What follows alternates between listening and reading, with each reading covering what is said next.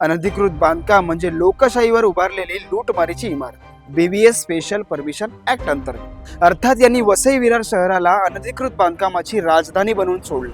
कारण त्यांनी एक सिस्टम, एक साखळी तयार केली आहे तुमच्या डोळ्यात देखत.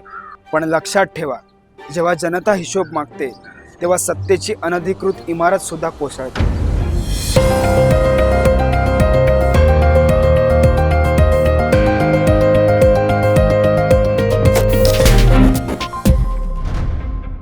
नमस्कार वसई विरारकर. वसई विरारमधील अनधिकृत बांधकामाची फॅक्टरी आणि त्यामागची BVAची राजकीय सिस्टम. अनधिकृत बांधकाम म्हणजे फक्त बेकायदेशीर इमारत नाही. अनधिकृत बांधकाम म्हणजे लोकशाहीवर उभारलेली लूटमारीची इमारत. आज वसई विरारमध्ये एक गोष्ट सर्वांना माहिती आहे, पण कोणीही काही बोलत नाही.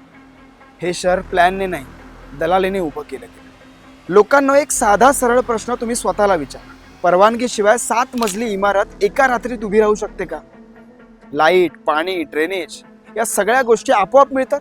याचा अर्थ अनधिकृत बांधकाम म्हणजे महानगरपालिकेच्या माहितीने, महानगरपालिकेच्या आदेशाने आणि महानगरपालिकेच्या आशीर्वादाने उभं राहिलेलं बांधकाम. वसई विरारमध्ये CRZ झोनमध्ये इमारत, नाल्यांवर थेट बांधकाम, डोंगर उतारावर स्लॅब, आरक्षित जागांवर इमारती आणि रस्त्याला न सोडता उभारलेले टॉवर्स. हे सगळं कुठल्या कायद्याअंतर्गत? BVS स्पेशल परमिशन ऍक्ट अंतर्गत, जो कायद्यात नाही पण सत्तेत आहे. महानगरपालिका म्हणते की आम्ही कारवाई करतो. हो, कारवाई होते, पण निवडक गोष्टी. झोपड्यांवर लगेच बुलडोजर फिरवला जातो, गरिबांवर तत्काळ कारवाई होते, पण मोठ्या इमारतींवर नोटीस देऊन फाईल बंद. RTI मधून वेळोवेळी समोर आलंय की हजारो इमारतींना ऑक्युपेन्सी सर्टिफिकेट नाही, अनेक इमारतींना कमेन्समेंट सर्टिफिकेट नाही, पण तरी सुद्धा घरपट्टी वसूल, पाणी कनेक्शन, वीज जोडणी हे सगळं कोणाच्या आदेशाने? नगरसेवक, मग अधिकारी आणि मग बिल्डर. अर्थात यांनी वसई विरार शहराला अनधिकृत बांधकामाची राजधानी बनवून सोडली. एकाच पक्षाची सत्ता, कोणताही राजकीय दबाव नाही, कोणताही विरोध नाही. मग काय झालं? नियम गुंडाळून ठेवले, DP प्लॅन्स आपल्या सोयीने बदलले, कारवाई फक्त कागदांवर, प्रत्यक्षात बिल्डर राज. कारण स्वतः सुद्धा या बिझनेसमध्ये. इतकी वर्ष सत्ता असूनही अनधिकृत बांधकाम कमी का नाही झाले? कारण ही सत्ताच त्यावर उभी होती. बिल्डर नाही, नगरसेवक नाही, अधिकारी नाही. या सर्व अनधिकृत बांधकामांचे परिणाम इथला सामान्य नागरिक भोगतो, जो त्या बांधकामांमध्ये राहतो.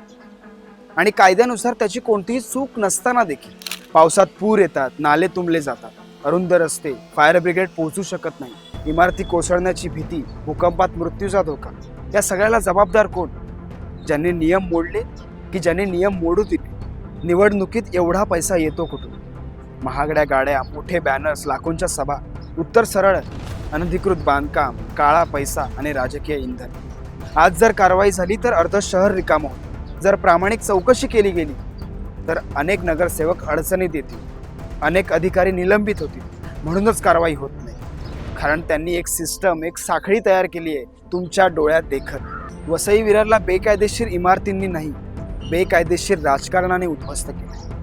आज जर आपण आवाज उठवला नाही तर उद्या इमारत कोसळेल, माणसं मरतील आणि जबाबदार कोणीच नसेल. पण लक्षात ठेवा, जेव्हा जनता हिशोब मागते तेव्हा सत्तेची अनधिकृत इमारत सुद्धा कोसळते आणि लवकरच ती कोसळेल अशी लक्षणं दिसत आहेत. धन्यवाद.